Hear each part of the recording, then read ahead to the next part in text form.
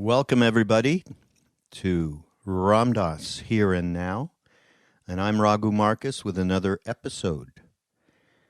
And I can't tell you how happy I am to introduce this particular episode.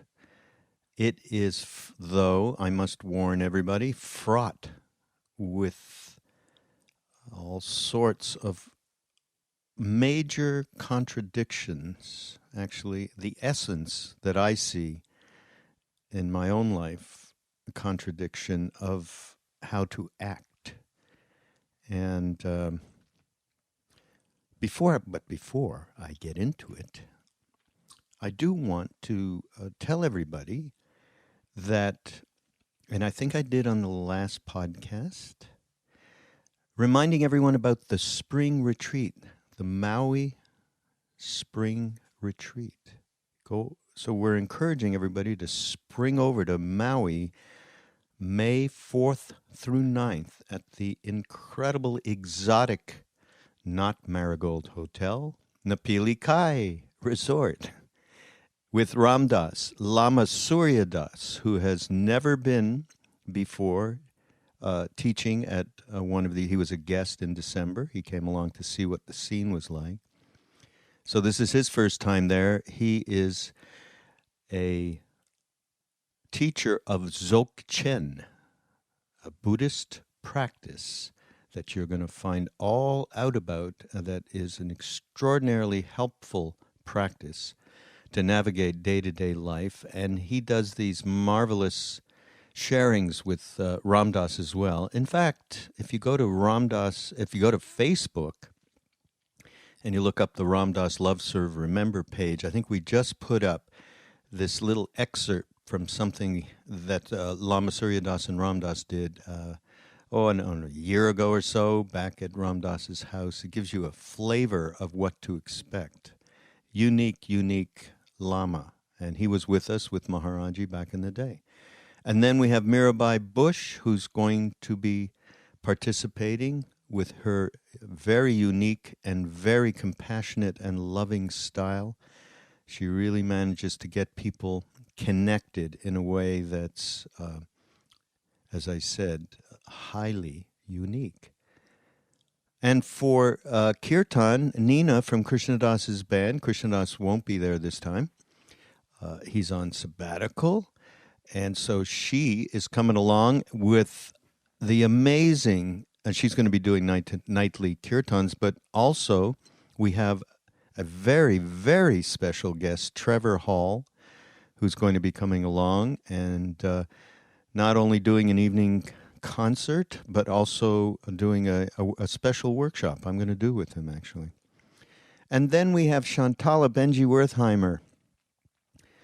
And he is going to be doing music with Saraswati Marcus, that very special being who happens to be my wife. And they're going to do this wonderful hour-and-a-half morning yoga thing, yoga and music. And Heather will be with Benji. She's part of Shantala. And last but not least is our good friend and my podcast guru, Duncan Trussell, who's going to join us for some special sessions with both Ram Dass and maybe Mirabai. We'll see. Oh, and I can't forget one of my best friends in the whole world, Rameshwar Das, who co-writes Ram Dass's last couple of books, Polishing the Mirror and Be Loved Now. And Ramesh does those wonderful meditations first thing in the morning. So it's a chock-filled with all sorts of activities. Just go to ramdas.org, look at the events tab on the menu and click it, and then you can read about it and then just go from there to the registration page. So that's my major announcement, although I will say that coming up also, these retreats provide so much wonderful teaching content, and we have one coming up from last spring called Cultivating the Courage to Love, and that is going to be available in end of February, early March. And that's with Roshi Halifax and Ram Dass and Krishna Das. So look out for that. And by the way, the spring retreat, the theme is impermanence and the power of love. Right? It's going to be pretty interesting. So whoever can make it, we'd love to see you there. It is just it's a real bath of both love and wisdom.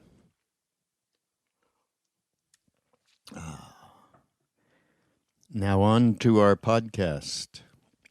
So, one day, Ram Dass went to see Chogyam Trungpa Rinpoche. We talk about him a lot here. We've had, there's a couple of excellent podcasts from earlier podcast days with Ram Dass that I presented, Ram Dass talking about Trungpa, and then actually one with Ram Dass and Trungpa you can look up. And in this one, he's just making a reference to a time that he went to see Trungpa, and he just sat down with him, and Trungpa said to him, out of the blue, Ram Dass, we have to accept responsibility. And Ram Dass said, Rinpoche, God has all the responsibility. And Rinpoche said, Ram Dass, you're copying out. So this is the essence of that's why I said in the very beginning, it's the nature of this talk. At times is actually difficult to really get the concept. And that's because I think that, and this is, basically we go back here to free will and predetermination. And we talk about that a lot, all of us, probably, and anybody who's on the path or just trying to, get a grip about what it is that, how do we guide our lives? Are we guiding our lives, or are our lives completely guided? And there's so many contradictions and contradictions. It's pretty amazing. So what happens here is Ram Dass talks about, so understand, we understand and we experience as a separate entity making choices. We understand the way these choices come. They're through past experiences, day-to-day actions, reactions, and so on and so forth. And you experience everything as a free choice, but in some way, it's part of a determined law. All forms function within that law of the universe, including thoughts and everything. So when Trungpa says accept responsibility, and Ram Dass says God has all the responsibility, I don't have any. I'm just a predetermined being living within the law. God does it all. Trungpa says then, you're copying out. So this is something that we've actually talked about this before, and talked about it along the lines of karma and grace. And tangentially, this is part of that conversation as far as I'm concerned. And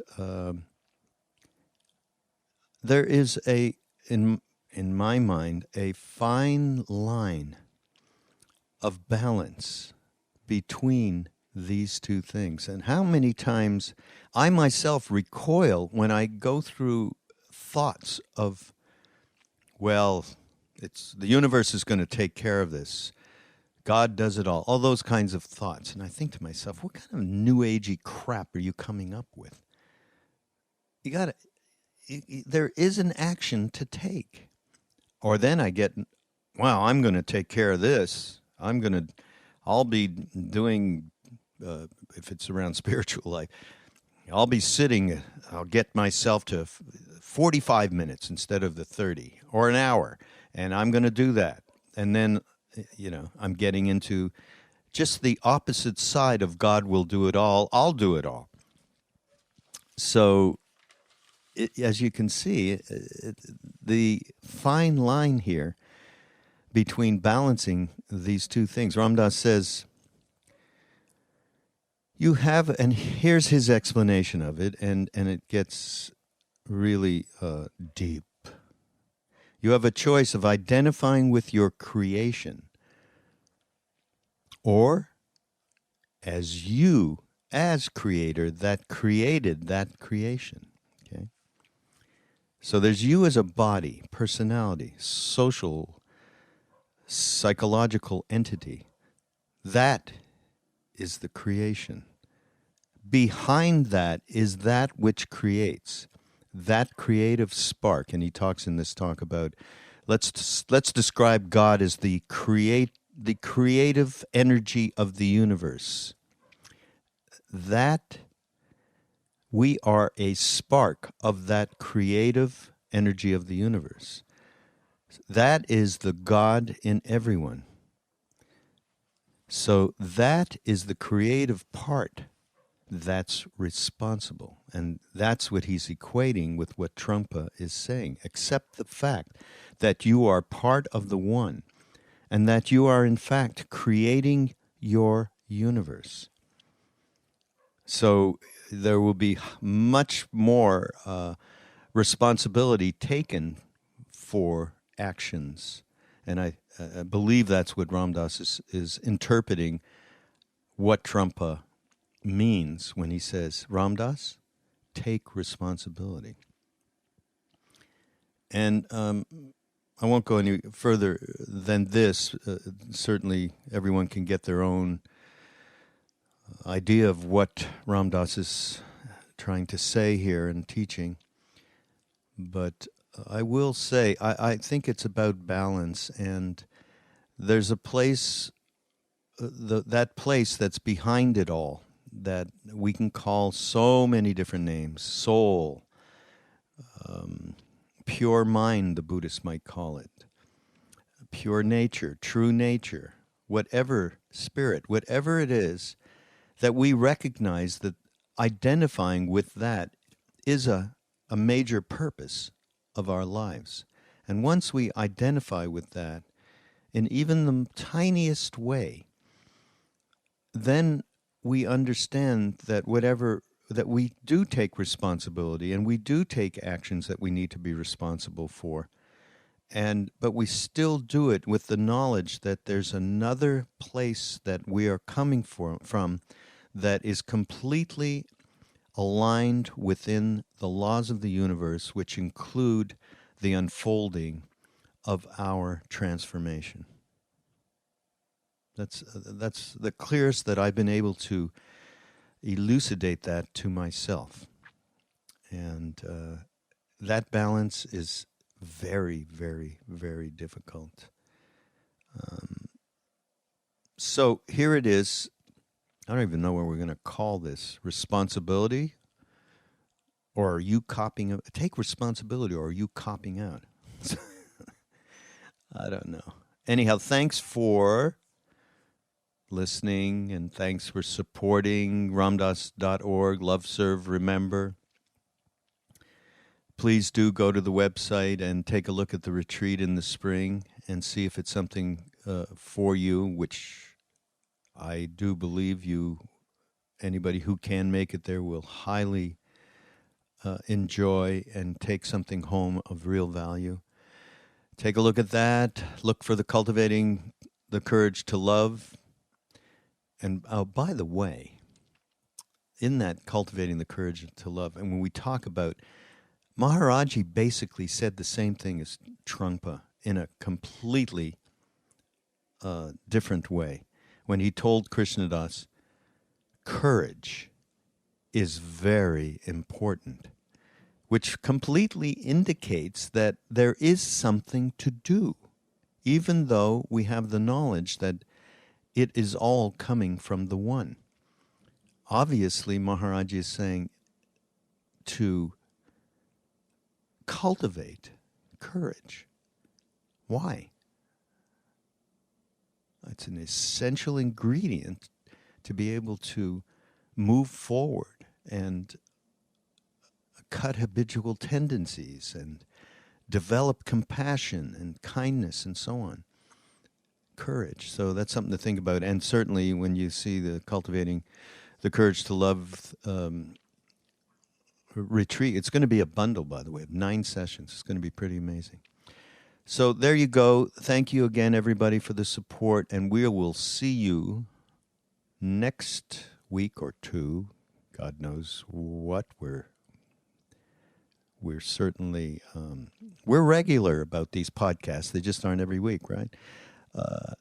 But until then, this is Raghu Marcus for Ram Dass, Here and Now.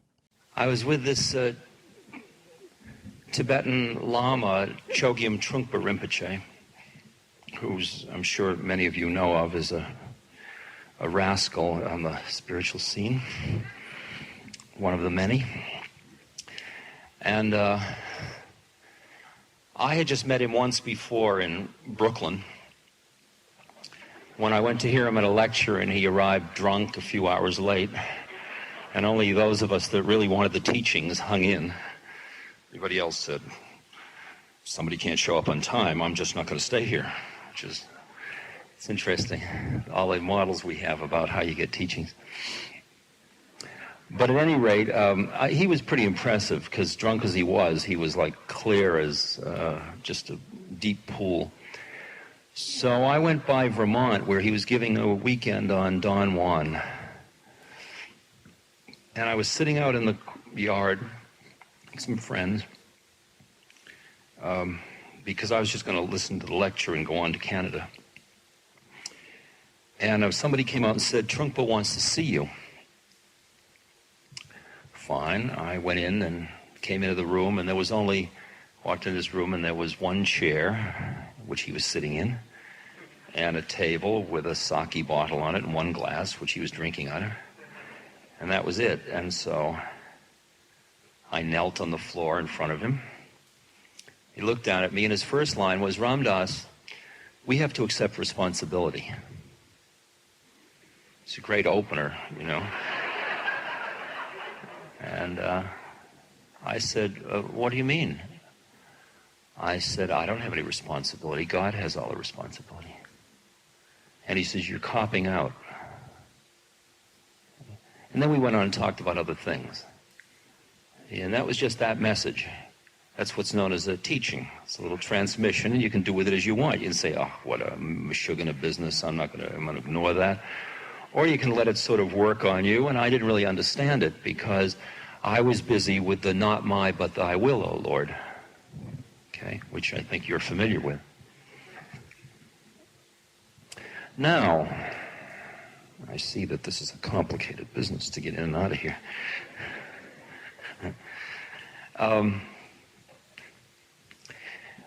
Who was saying what? See, you have the experience as a separate entity that you chose to come here today. You chose what to eat for lunch probably, and you chose to come back after lunch, and you're choosing to sit the way you're sitting, and all of these choices you're making. And so if I said you are responsible, you have free will, that's the level at which you experience it most of the time. I have free will to choose whether I'm going to go hear the Rolling Stones or learn how to roll without gathering moss, which is what we're doing.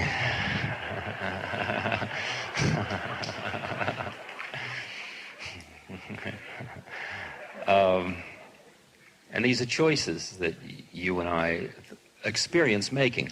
However, we are not naive, most of us, and we understand that the way these choices come is not out of the void immediately.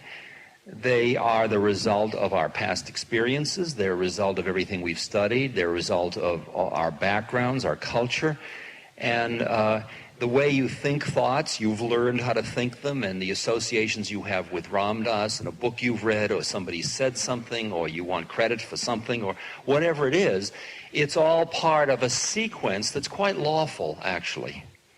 And in that sense, your choice didn't come just whimsically, it came out of an evolving lawful situation. So even though you experience it as a free choice, in some level it is a determined thing. It's within law. Okay, can you hear that part of it? So that you're living both free, you're experiencing freedom at one level, and at another level you see that it is all forms function within law, including your own thoughts, which are just more forms. And thought works within law.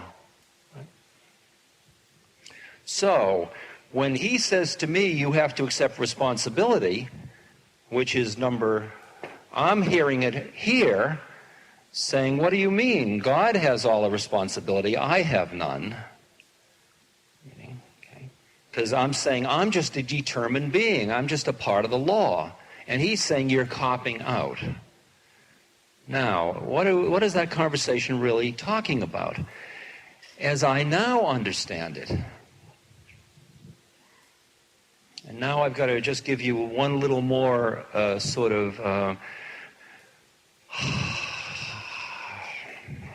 theoretical playthrough here.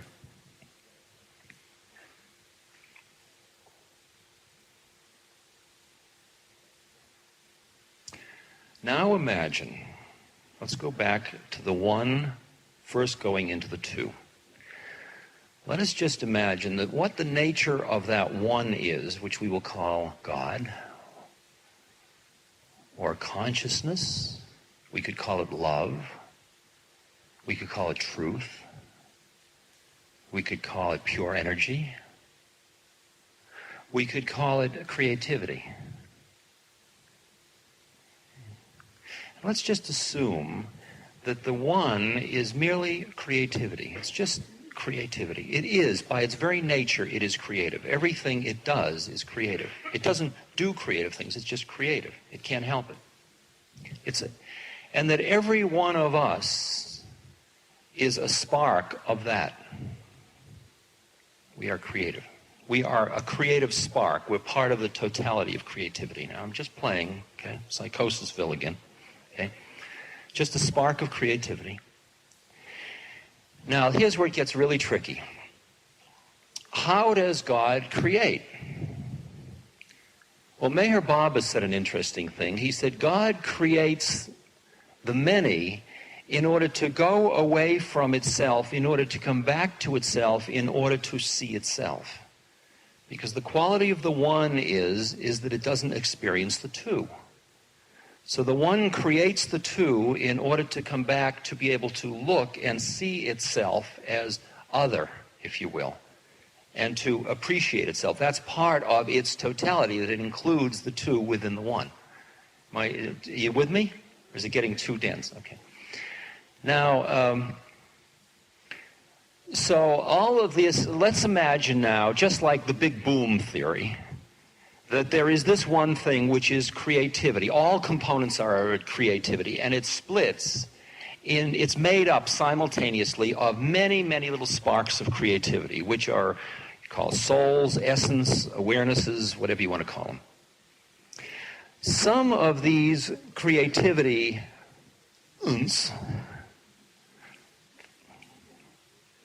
move within the domain of the one, like the Adam and Eve when they're in the Garden of Eden. That is, they're part of the totality, and their creativity is within that realm.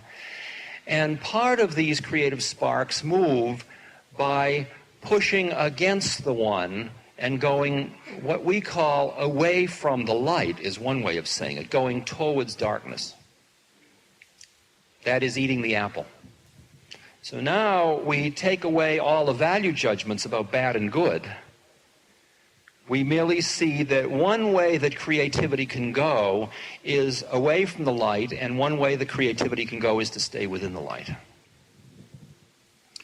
And that those of us that chose to go away from the light as our vehicle of being creative, that is, we are creating. It's like if the source of the light is coming from there, as long as I face the light, I am in one reality.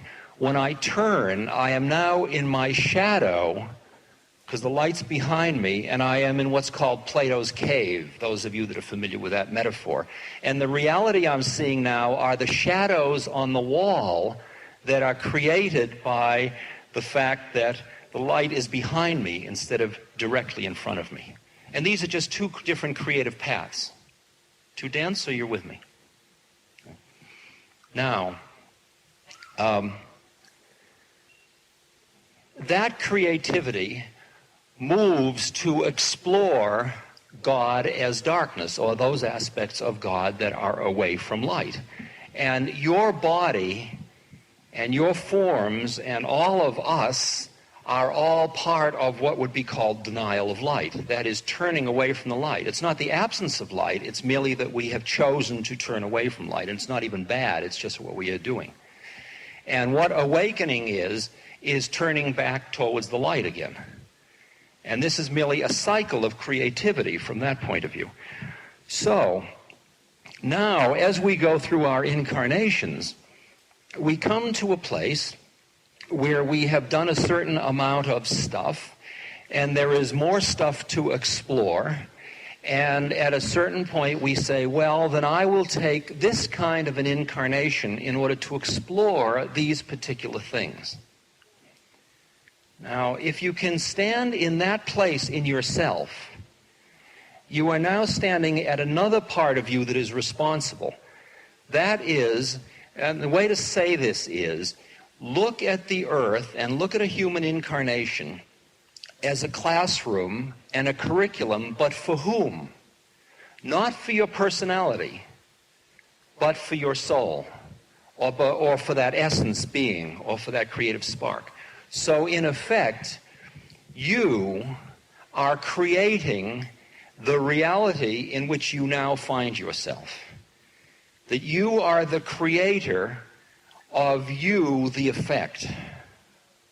Heavy duty. Watch what I'm saying. Is that it's like you are your own grandpa.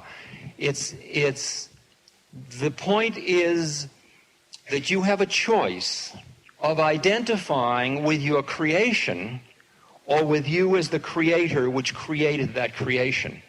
You as a personality, you as a body, you as a social, psychological entity, that is all the creation. Behind it, back in, is that which creates, the creative spark that is in everyone. That is the God in everyone. That is the creative part that's responsible. And when Trungpa is saying to me, accept your responsibility, he's saying, accept the fact that you are part of the one and that you are, in fact, creating your universe. Now, you can take any experience in life that you've had, and you will notice that you look at it one way and it turns into some hell realm. You look at it another way and it shifts around. It's that lovely story that I've told so many times about the samurai that comes to the Zen monk, and he says, monk, in his arrogant samurai way, teach me about heaven and hell. And the monk looks up at him and he says, teach you about heaven and hell? You? You big stupid oaf. I'm to teach you about heaven and hell? What do you think you are, a samurai? Your blade is rusty, you smell, you're disgusting. Who would want you? Who would ever hire you? What a lousy samurai you must be. And nobody talks to a samurai that way. And the samurai is getting more and more furious, more and more angry, and he gets so angry, the muscles the blood is pulsing in his neck, and he gets furious, and he rips his sword out of his sheath, and he's about to kill the monk. And the monk says, that's hell. And the samurai realizes that the monk has practically put his life on the line to transmit this teaching, and he feels the compassion and love of the monk. And he sheathes his sword and he bows to the monk out of just appreciation of that teaching. And the monk says, and that's heaven. Okay?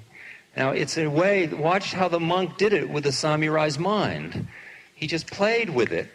And suddenly the monk was living in hell, and then a moment later the monk was living in heaven. The samurai was living in hell, and then a moment later he was living in heaven. And in a way, you can look at the way in which your mind keeps creating reality after reality after reality.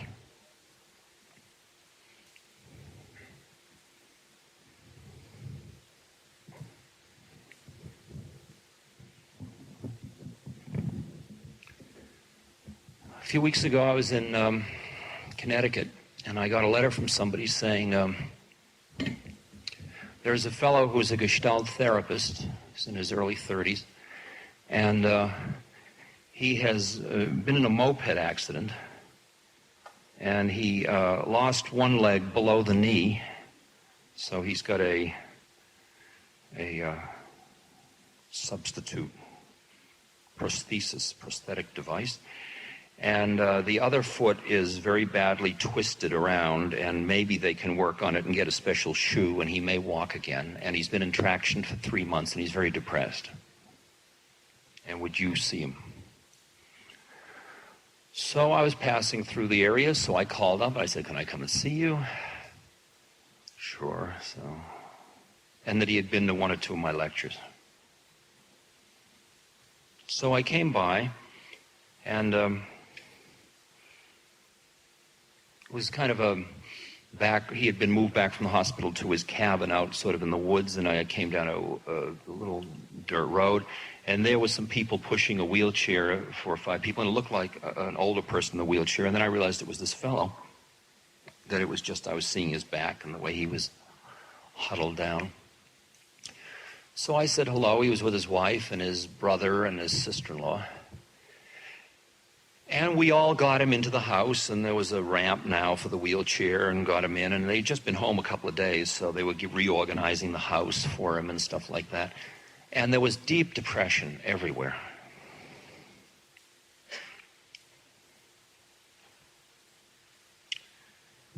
And I had a chance while they were getting organized, and I got a chair over to sit next to him and all, to just sort of open to the situation. Now, what I experienced at that moment is 2 things. First, I experienced my human heart and my empathy.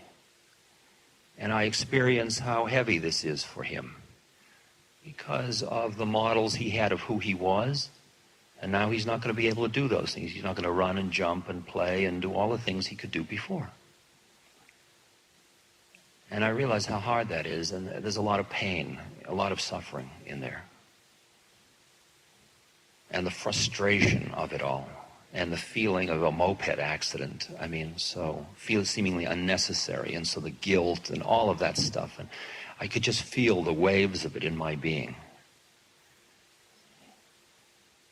But then there's another part of me that is sort of maybe up in here, that merely looks at a human incarnation as the choice of an individual to go through a certain series of experiences in order to grow through those experiences.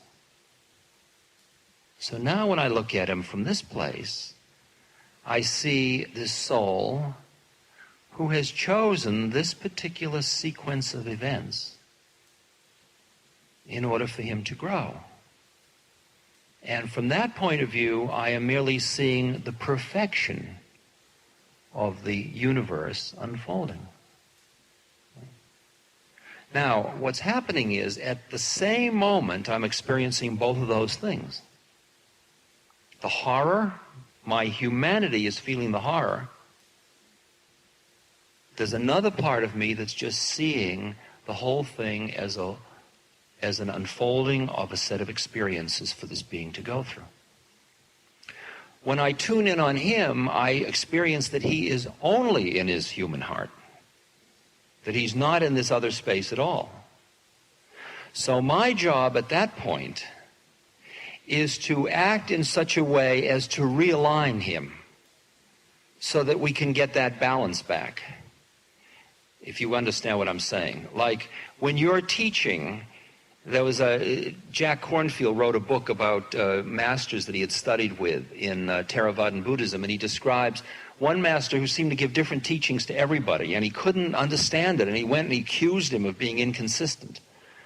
And the master said, there's nothing to it. He said, you're walking down the road, you see somebody going off into the ditch on the left, you yell, go right, go right. If you see somebody going off in the ditch on the right, you say, go left, go left. He says, that's all there is to it, you see. So what you experience is that when somebody, like you meet people who are very cold in their, well, it's just how the karmic puck skids, you know. I mean, it's like they look at the most incredible human suffering and there's no heart, there's no feeling. And your job is to open the human part of them. What happened to your humanity? And for somebody that's just lost in their humanity, your job is to bring the balance, because the compassion is the balancing of those two things. Compassion is the ability to keep your heart open to the incredible amount of suffering that is all about you all the time, everywhere you look. And at the same moment, to keep tuned to the perfection of the way law unfolds, the perfection of God. If you get lost in one or the other, you lost it. It's this very delicate balancing act. So I sit down and I look him in the eye, and he looks at me and I said, hello. I said, well, looks like you're going to have to redefine who you are. Pretty heavy. Yeah. So it's good you're a Gestalt therapist. I mean, you could have been a ballet dancer, you know. It's like, you know.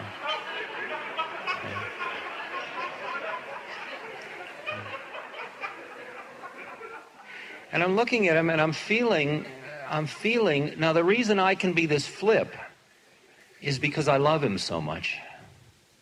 And that's the part of the key of it, that only can you afford that kind of cuteness when your heart is open enough. Because I've been cute with my heart closed, and I realize how ghastly that is.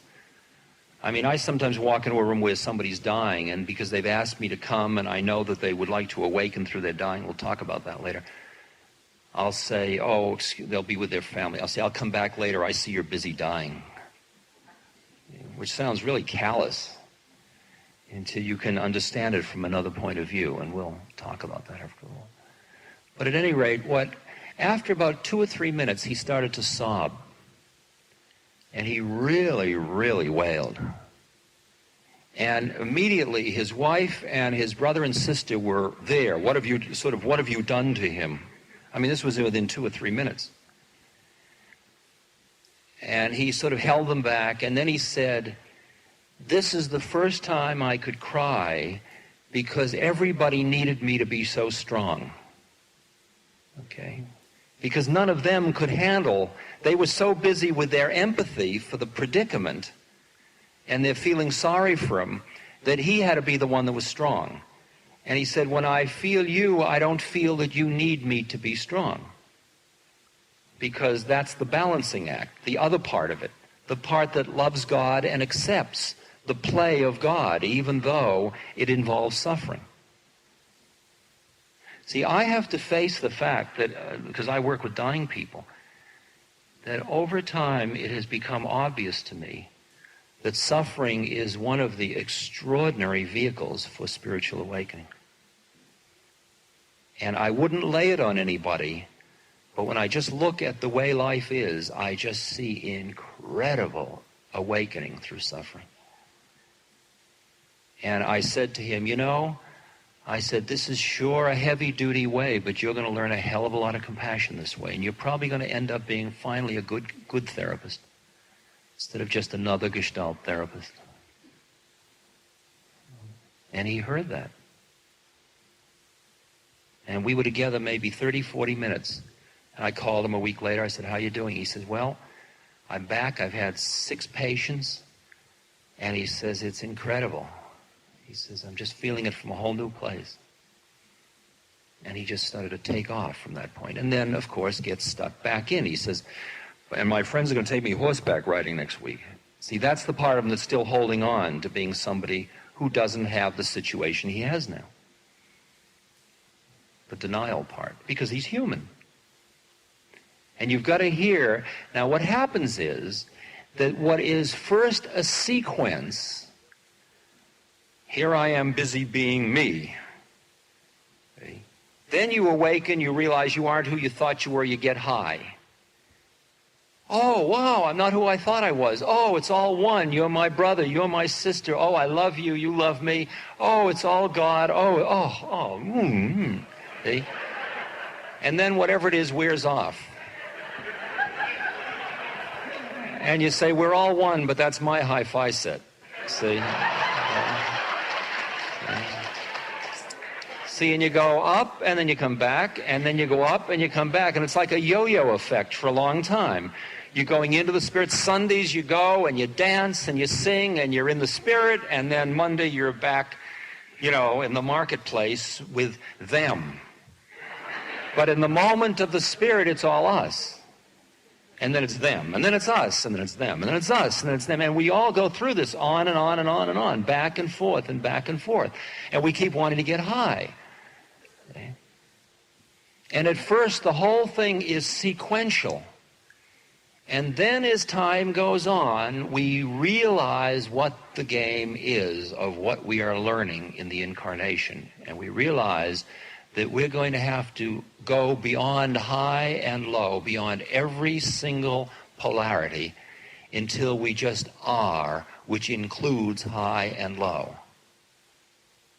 And that is, we will be living in the space where we are all one and where we are separate. Where it is all perfect and it all stinks. Okay? Do you understand what I'm saying? We're going to learn to live where we are divine and we are human. We're going to live with the paradoxes in which the opposites exist simultaneously. And this is a process that we go from sequential to finally it is happening simultaneously.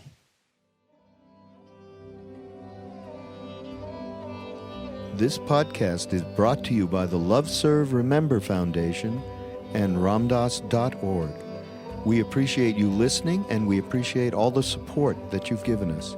Please continue that support and donate at ramdas.org. We can then continue to share what Ram Dass has been sharing for all of these years. Thank you.